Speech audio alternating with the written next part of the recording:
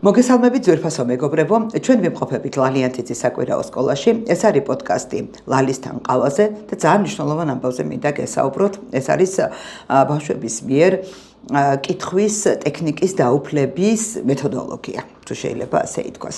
ეხლა რა არის პრობლემა? პრობლემა არის ის, რომ ჩემს მუშაობის პროცესში და ალბათ ყველა თქვენგან, ვისაც იმ შესაბამისი ასაკის ადამიანთან აქვს ურთიერთობა, რომელიც კითხვას სწავლობს, წააწყდებოდა ერთ ძალიან მნიშვნელოვან ამბავს, რომ ბავშვებს ძალიან უჭირს ბგერათა სინთეზის გაკეთება და ამოკითხვა. მოკლედ, გვიჭირს კითხვა. ის რომ კითხვის უნარების განვითარება მოიკოჭლებს ჩვენ ქვეყანაში, ამას აბსოლუტურად ყველა კვლევა აჩვენებს, მაგრამ აქ უფრო დიდ პრობლემაზე მინდა გესაუბროთ. ესე იგი, ერთი არის, როდესაც წაკითხulis და წაკითხული ინფორმაციიდან შინაარსის გამოტანაზე ვსაუბრობთ და წაკითხული ინფორმაციის გაშინაარსებაზე და მეორე არის, როდესაც თავად უშუალოდ წაკითხვის და ტექსტის ამოკითხვის პროცესზე ვსაუბრობთ. მოკლედ, ამჯერად ჩვენ ვისაუბრებთ აი ამ ტექსტის ამოკითხვის პროცესზე, იმიტომ რომ ჩემი მუშაობის დროს ძალიან ბევრ პრობლემას წავაწყდი და გადავწყვიტე, რომ რაღაცა მეთოდოლოგია შემემუშავებინა, რაღაცა ტიპის სისტემა შეგვექმნა ისეთი, რომელიც ბავშვებს დაეხმარებოდა. და მარიამთან ერთად მუშაობდი ამ ექსპერიმენტზე. ეს ექსპერიმენტი ტარდება დაახლოებით წელიწად ნახევარია და უნდა გითხრათ, რომ აი უდანაკარგო შედეგები აქვს. ეხლა კონკრეტულად რა პრობლემა დგას ბავშვების წინაშე, ამაზე რომ ვისაუბროთ და მერე უკვე გადავალთ იმ მეთოდოლოგიაზე, მარიამთან ერთად ვისაუბროთ. აი არ მინდა რომ საუბარში გამომჩეს დეტალები და ნიუანსები, იმიტომ რომ ეს საქმიანობა თავიდან ბოლომდე და მთლიანად დეტალების და ნიუანსების რაღაც ერთმძივად აკინძვაზე არის დაფუძნებული და გარდა ამისა გიწევს ბავშვთან მუშაობა, მის თვითშეფასებაზე, ბავშვის განწყობის შექმნაზე, ანუ რაღაცა ძალიან დიდი ტაქტი ჭირდება და რაღაცა პიროვნული და ადამიანური რესურსი, რომ ასეთ დროს ბავშვს დაეხმარო, იმიტომ რომ ძალიან განიცდიან, როდესაც ბავშვები ცუდად კითხულობენ, ან ვერ კითხულობენ, ამას განიცდიან ძალიან, შეიძლება გარედან ამას არ აჩვენებენ, მაგრამ თვითონ ამაზე ძალიან ნერვიულობენ და მინდა რომ ამ ყველაფერზე ვისაუბროთ ეტაპობრივად, ოღონდ ახლა თავი უნდა მოუყაროთ იმ მეთოდოლოგიას, რომელი მეთოდოლოგიაც ჩვენ შევიმუშავებთ. მადლობა მარიამი ძლივს დავითანხმე, იმიტომ რომ ძალიან არ ქონდა სურვილი რომ კამერებთან საუბრა იმაზე, რაც გავაკეთეთ, მაგრამ ლომის წვლილი მიუძღვის ამ პროცესში, იმიტომ რომ მე და მარიამი პარალელურ რეჟიმში მუშაობდით და ვუზიარებდით ხოლმე იმ შედეგებს. და ძალიან მეხმარებოდა, აი მარიამი რომ გამოვარდებოდა სამუშაო ოთახიდან, რომ თვალები გაბწყინებული და რომ იტყოდა, აუ მას დღეს ასეთი რაღაცა მოხდა ბავშვმა, ეს გააკეთა, ეს წაიკითხა, ეს ჩვენი ექსპერიმენტისთვის იყო ძალიან დიდი უკავშირი, იმიტომ რომ ჩვენ თვითონ გრძნობდით, რომ რაღაცა ძალიან კაი რამეს ვაკეთებდით. პირველში მადლობა ლალინას მოწვევისთვის და მინდა რომ მეც ჩემი აზრი დავაფიქსირო ამ საკითხთან დაკავშირებით და მეც შემოგერთდებით ამ თემასთან დაკავშირებით. ესე იგი, პირველი რითი ვიწყებდით? ჯერ ამითი დავიწყოთ, რომ რითი ვიწყებდით? გქონდა სია და ჩასაფრებული ვიყავით ბავშვებზე, რომ თუ ვინმე, ზოგადად ვიმახსოვრებთ ხოლმე კონკრეტულ ბავშვს რა შეჭირდება ჩვენი დახმარება და როცა აღმოვაჩენდით, რომ ბავშვს უჭირდა კითხვა, მშობელს ვთხოვდით, რომ დამატებით მოეყვანა ჩვენთან და გვეხმარებოდა რა? ჩვენთან დამატებითი მოყვანა ბავშვის დასჯა არ არის უხარია ხო, ეს გვეხმარებოდა, თორე ისე სხვა შემთხვევაში ალბათ ეს გაგვეჭირდებოდა, ხო? რომ დამოუკიდებლა, აი ესე რომ ეუბნები ბავშვს გამოყოფ სხვებისგან და ეუბნები ჩუმად რომ იცი რა, შენ რომ მოხვიდი, აი აქაც დაგჭირდა საკმაოდ დიდი ტაქტი. რა გავაკეთეთ ამისთვის თუ გახსოვს? ბევრი ვიშრომეთ პირველ რიგში და ავარჩიეთ ზუსტი მეთოდი იმისთვის, რომ როგორ გვეთქვა და როგორ მიგვეწოდებინა მშობლებისთვის ეს ინფორმაცია, ისე რომ არც მათ კენედათქული და არც ბავშვები ყოფილიყვნენ განცალკევებულები. და პირიქით, როცა ამას ვეუბნებოდით ჩვენ მშობლებს, ბავშვებიც სიხარულით თანხმდებოდნენ და მშობლებიც რა თქმა უნდა ბედნიერები იყვნენ, იმიტომ რომ თვითონაც ამჩნევდნენ ამ პრობლემას, მაგრამ ესეღიად არ საუბრობდნენ. მაგრამ როცა ჩვენთან მოყავდათ უკვე, მე ხვდებოდნენ თავადაც რა შედეგიც დაიდო. ეხლა ბავშვებს რო ეტყვი, რომ იცი რა ბავშვმა კითხვა არ იცის და რაღაცა შეიძლება მშობელი თავდაცვის რეჟიმში ჩადგეს, ხო? და ჩვენ პირიქით ვაკეთებდით, ესე იგი პრობლემას კი არ ვეუბნებოდით, არამედ ჯერ ვეუბნებოდით გამოსავალს. ანუ გადაჭრის გზებზე ვსაუბრობდით, უკვე როგორ უნდა მოგვეგვარებინა ეს პრობლემა მათთან ერთად, მშობლებთან ერთად. იმიტომ რომ როცა მშობელს ეუბნები, რომ აი ბავშვს პრობლემა აქვს, კითხვის და რაღაცა, ეს ხო მან ისედაც იცის, ხო კიდე ამისი რაღაცნაირად იმ რაც აწუხებს იმაზე და ზეწოლას გავდა, ხო? ყოველთვის ჯობს რომ მშობელს მიაწოდო არა ის თუ რა პრობლემა აქვს ბავშვს, პრობლემასაც ვერ დავარქვეთ. ანუ რა შეჭირდება დამატებითი მუშაობა ბავშვს, ხო? ჩვენ დახმარება რაშიც ჭირდება. ხო. და ბავშვებს ასე ვეუბნებოდით, რომ ყველა უნდა ვამუშაოთ ამ კითხვის ტემპის განვითარებაზე, უბრალოდ ყველას ერთად ვერ დავიბარებთ და რამდენიმე კაცი რო დავიბაროთ, იმიტომ რომ ჩვენი რესურსი არ წდებოდა, რომ თქვა ყველა ჩვენი მოსწავლე ერთად დაგვეჯინა და ამაზე გვემუშავა, ხო? და თვითონაც მოწყობდათ ეს იდეა, რომ ვეუბნებოდით, რომ ვისაც გინდათ, დარჩით და დამატებით კიდე წავიმუშავებთ და თუ ბევრი იმაზე მეტი აღმოჩნდებოდა მსურველი, ვიდრე ჩვენ შევძლებდით და ავწევდით იმ რაოდენობას, ვეუბნებოდით, რომ მოდი რა ჯერ ამათმა იმუშაოს და მე იმუშაოს სხვა დანარჩენმა, ხო? აი ეს ნიუანსია თითქოს, მაგრამ დაგვეხმარა იმაში, რომ ბავშვებმა თავი გამოცალკევებულად არ იგრძნეს. იმიტომ რომ ჯგუფთან ერთად იყვნენ, ინდივიდუალურადაც კი იყვნენ, მაგრამ ძირითადად მაინც როცა ჯგუფი მუშაობდა, უფრო ლაღად გრძნობდნენ თავს და არ გრძნობდნენ, რომ აი გამოცალკევებულები არიან. პირიქით ერთად იყვნენ და თვითონაც ხედავდნენ, თვითონაც იცოდნენ და ამ პრობლემაზე ან ერთად მუშაობდნენ ძირითადად. ხო, მაგრამ ეგ არის პრობლემა, რომ ჩვენ შეიძლება რამდენიმესთან მუშაობთ, მაგრამ სინამდვილეში ინდივიდუალურად ხართ თითოეული. ხო, თითოეული ფაქტობრივად ინდივიდუალურად მუშაობს. ესე იგი, პირველი იყო რა დიაგნოსტიკა და მშობელთან შეთანხმება, რომ აი თუ დაგვეხმარები და მოიყვან დამატებით, წავიმუშავებთ იმაზე, რომ კითხვის ტემპი განავითაროს ბავშვმა და თან მშობელსაც ვთავდით ინტერაქციაში, რომ ვეუბნებოდით, რომ თუ რაიმე შედეგებს დაინახავდა, რამდენი გაკვეთილის მერე დაინახავდა მშობელი შედეგს, ესეც გვაინტერესებდა. ძირითადად გახსოვს მე რამდენი გაკვეთილიდან ამბობდნენ? მესამე მეოთხე გაკვეთილიდან უკვე ხედავდნენ თვითონაც შედეგს და ანუ ეს იყო მესამე მეოთხე გაკვეთილი არის 3-4 წუთიანი ვარჯიში. ხო. თუმცა ქონია ძალიან მძიმე შემთხვევები, როცა უფრო მეტი დრო დაგჭირებია, ხო, მაგრამ მაინც შედეგი და მეტი დრო და მეტჯერ. ანუ თუ სხვა დროს კვირაში ერთხელ მუშაობდით, ქონდა შემთხვევა, რომ ყოველ დღე რო ვამუშავეთ, ხო?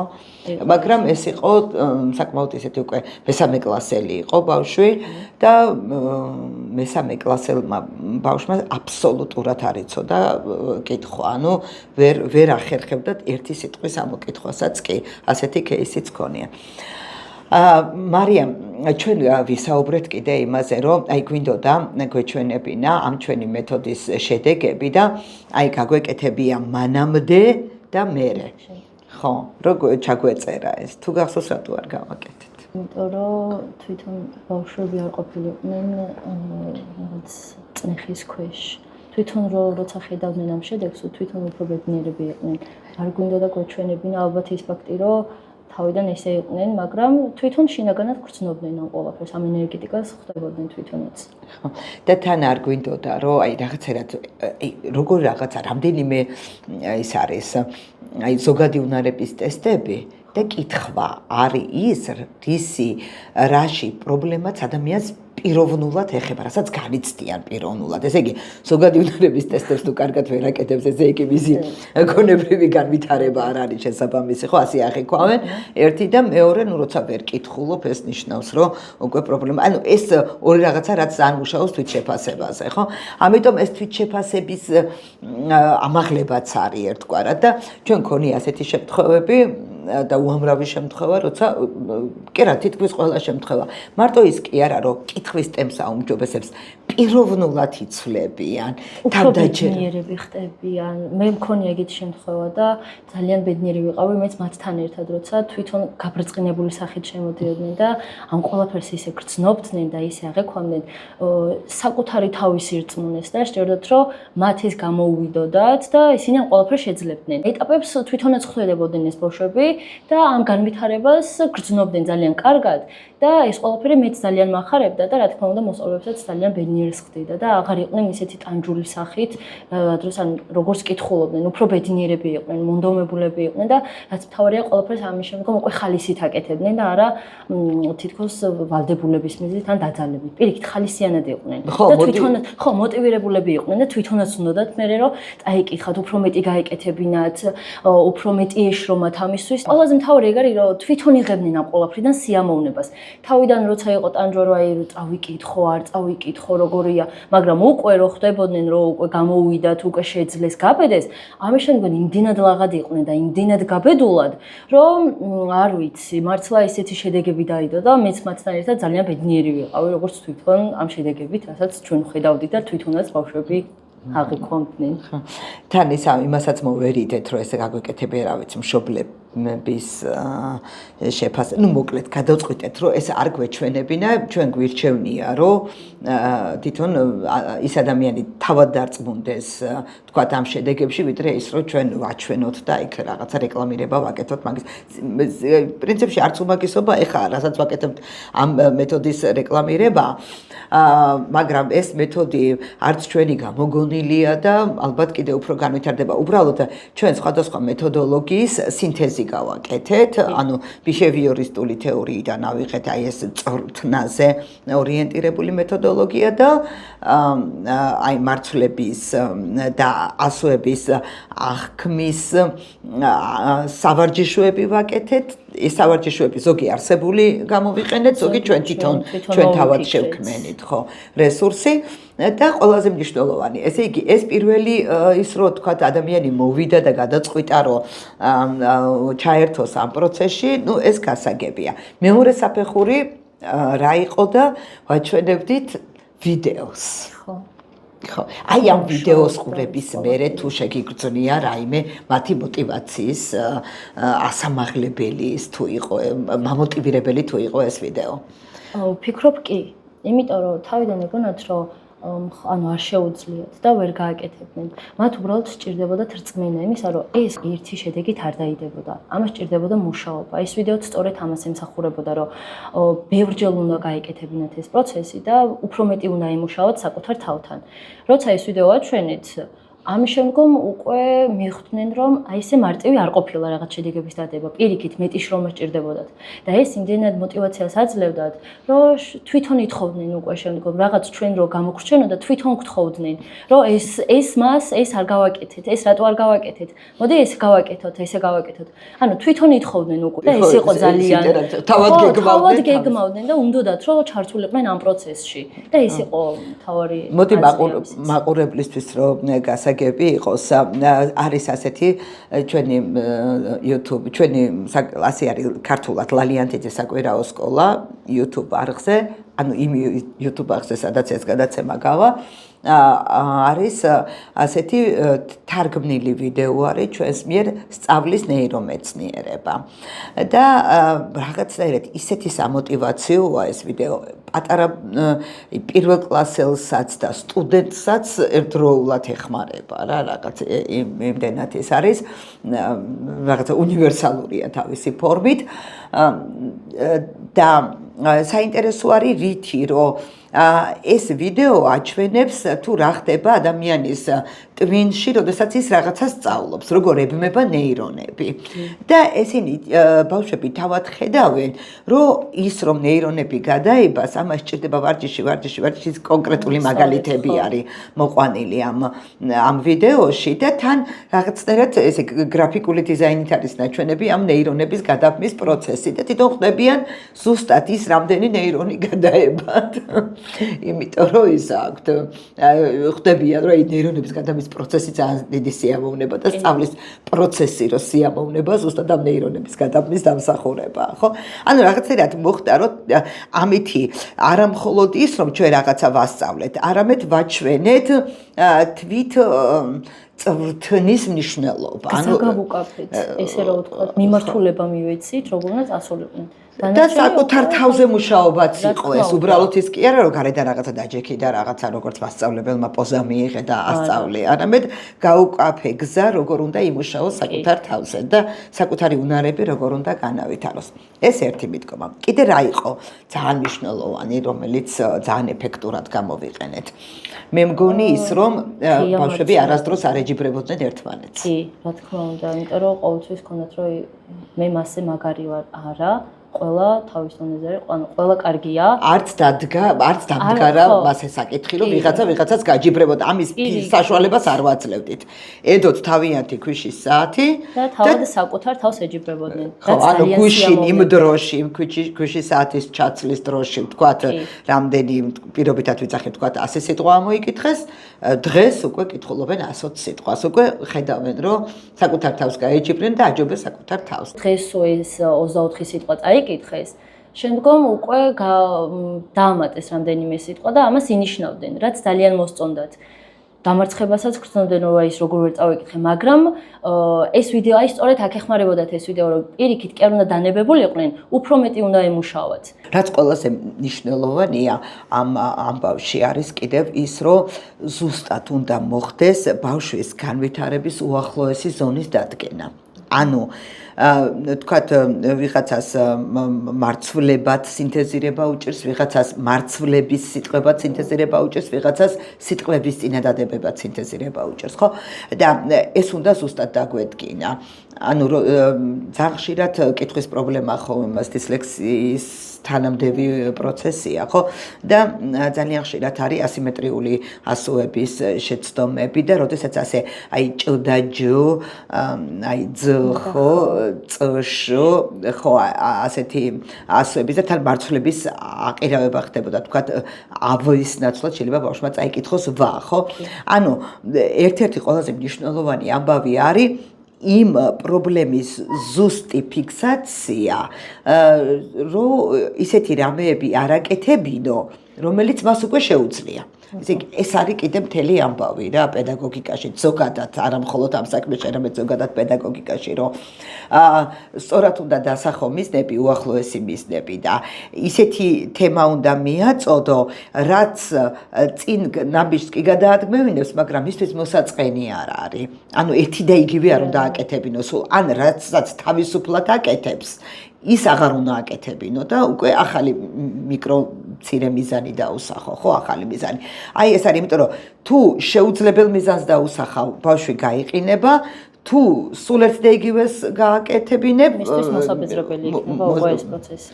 მოსაბეზრებელი იქნება. აი აქ ჩანს ყველაზე მნიშვნელოვანი, აი აქ მომწონდა შენი დამოკიდებულება, იმიტომ რომ შენ ზუსტად ახერხებდი, რომ შეიგრძნო ის ამას უკვე ვერავინ ვერ გასწავლის, ხო? არის რაღაცა, ხო?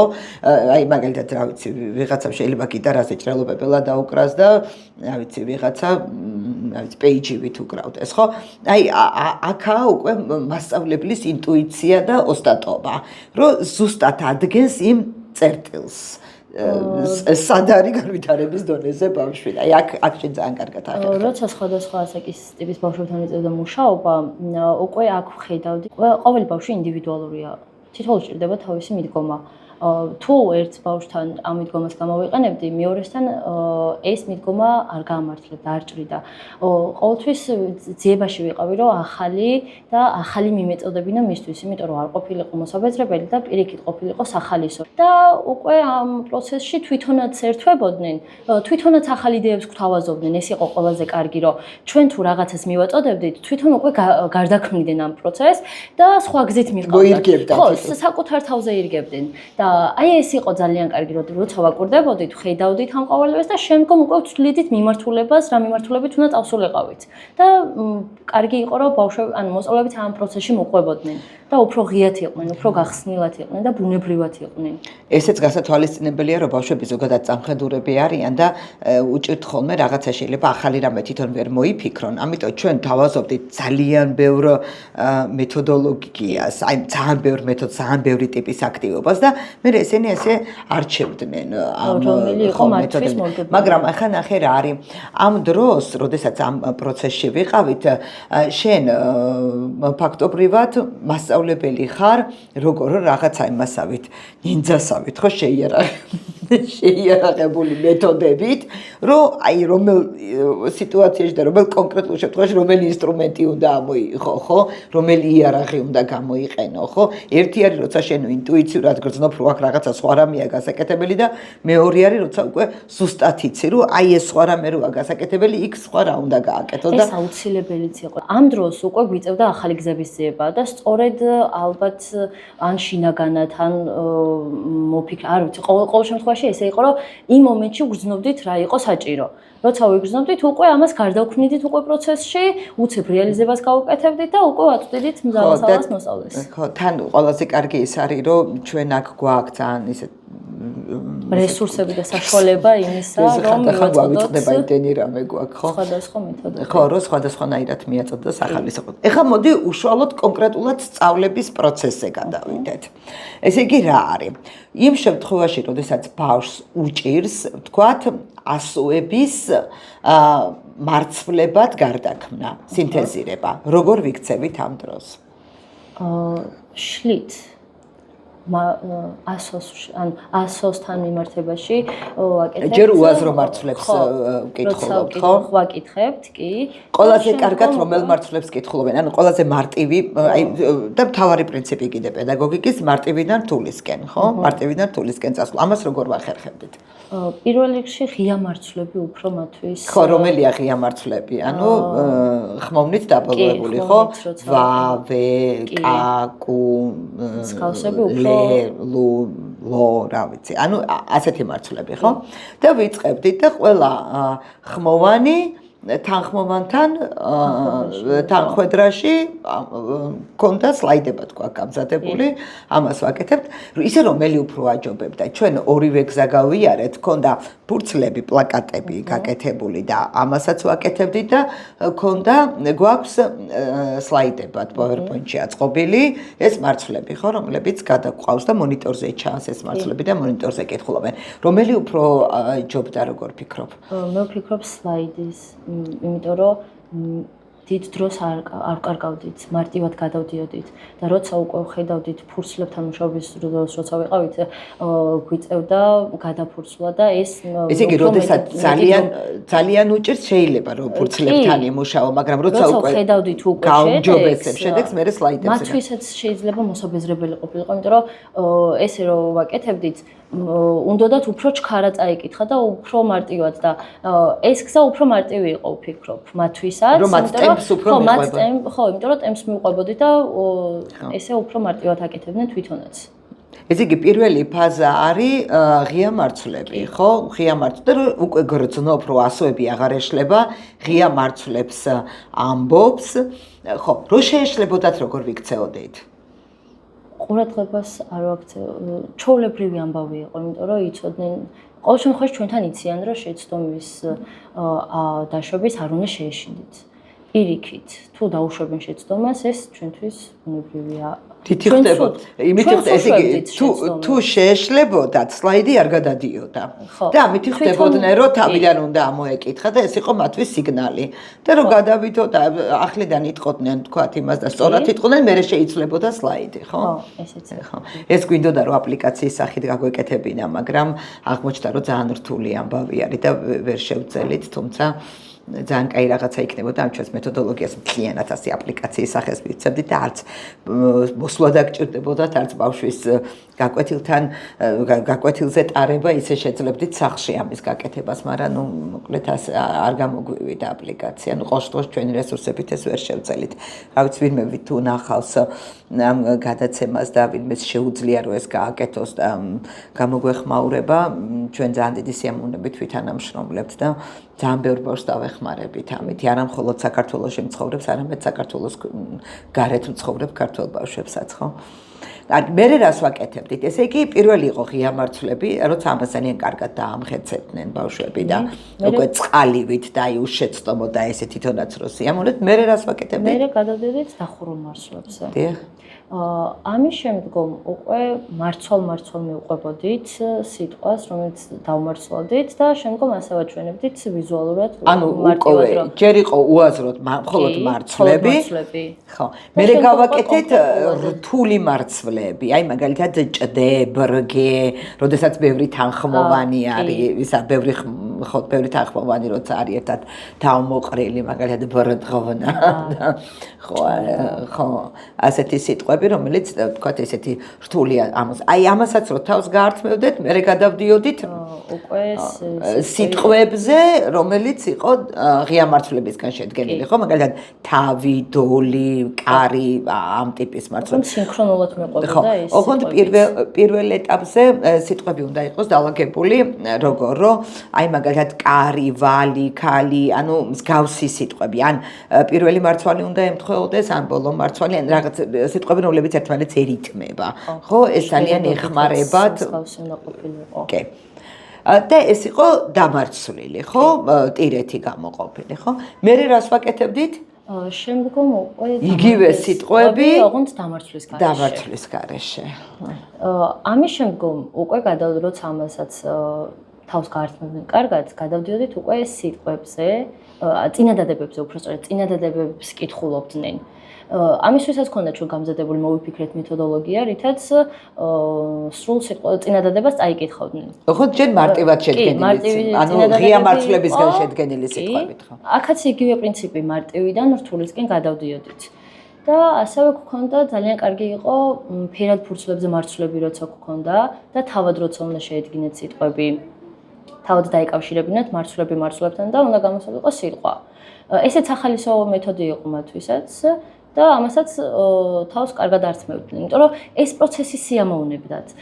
ჩვენ სწორედ ეგ გვინდოდა რომ არ ყოფილიყო ტანჯველი ეს პროცესი და მათთვის დამთრგუნველი პირიქით გვინდოდა რომ უფრო ხალისიანად მიდგომოდნენ ამ მეთოდს და თვითონაც უფრო გახსნილები იყვნენ, იმდენად ბედნიერები იყვნენ, იმდენად ლაღები იყვნენ და ეს იყო ჩვენი შედეგიც სწორედაც. და მე ყველაზე მეტად ის მოვწოდა რომ თვითონ რომ მოდიოდნენ და თვითონ გვეუბნებოდნენ რომ აი ეს მიჭირს და აი ამაზე ვივარჯიშოთ დღეს. და აი თვითონ აკეთებდნენ თვითდიაგნოსტიკას, იმიტომ რომ ჩვენგან დაინახეს არა ის, ვინც მასწავლებელია და წარმატებული ელაპარაკება კი არა და მასწავლებელი, რომელიც ეხმარება და ორიენტირებული არის მათი იმას სისუსტეებს, მათ წინააღმდეგ კი არ გამოიყენებს, არამედ პირიქით ამ სისუსტეების დაძლევაში უდგას გვერდით, ხო? აი ეს ჩემთვის აი ამიტომაც ვამბობ, რომ მარტო ის კი არა რომ სწავლების პროცესი, არამედ აქ არის მთელი ფსიქო-ემოციური ურთულესი პროცესი, როდესაც ბავშვი გადის ამ განვითარებას, ვერაფრით ვერ გაივლის ინტელექტუალურ განვითარებას, თუ მას ფსიქოლოგიურად არ აქვს ნდობა და ბოლომდე თუ არ ენდობა მასწავლებას. წინააღმდეგ შემთხვევაში მარტო მასწავლებელი კი არა და სამყაროს უპირისპირდება და სამყარო მოდის მასთან წინააღმდეგობაში. მარიამ, ხო არ არის რაიმე ისეთი, რაც გამოგრჩა, რაც შეიძლება რომ დაეხმაროს მშობელს ან მასწავლებელს? ვფიქრობ, რომ აუცილებელია თავიდანვე მიაქცენ ამ ყოველს ყურადღება და ხშირად არის ხოლმე მშობლების, რომ არ საუბრობენ ამაზე ღიად. პირიქით, ამ დროს ჩვენ სწორედ მაგისთვის ვიყავით და ყოველთვის მაგისკენ ვიბრძოდით, რომ მეტი შესაძლებლობა მიგვეცა მათთვის. დღევანდელ რეალობაში ბავშვების უმეტესი ან პრობლემა სწორედ ეგ არის, რომ არ უნდათ კითხვა.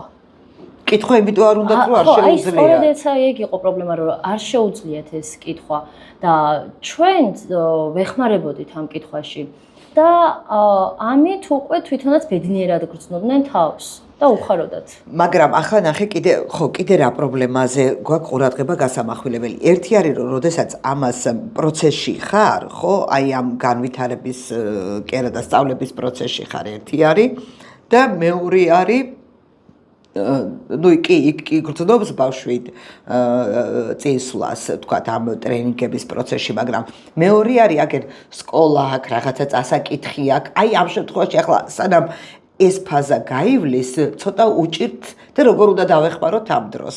შეუძლია მშობელმაც გააკეთოს და მასწავლებელმაც, ხო, რომ მარცვლები ჩამოუსვას ხაზები და ძალიან სასურველი იქნება თუ ტექსტები იქნება მსხვილი შრიფტით დაწერილი და არა ძალიან წვრილი შრიფტით და ჩამოუსვას მარცვლებად ხაზები, ეს დაეხმარება მათ, რომ ხო მარტივად აღექვან ესეთი და ხო კიდე ის არ გამოგჩეს ძალიან მნიშვნელოვანია, რომ ორჯერ არ გაიმეორო თვითონ პროცესშივე უნდა შევაჩვიოთ, რომ სიტყვა ორჯერ მარცვალი რო წაიკითხეს, ორჯერ არ გაიმეორო.